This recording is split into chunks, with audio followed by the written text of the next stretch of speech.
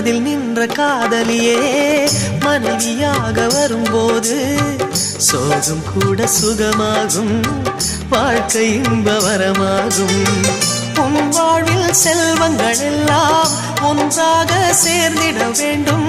பூவே உன் புன்னகை என்றும் சந்தோஷம் தந்திட வேண்டும்.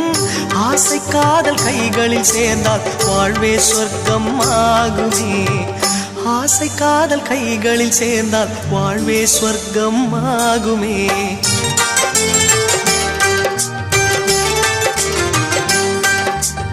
ஆனந்தம் ஆனந்தம் பாடும் மனமாசையின் ஊஞ்சலில் ஆடும்.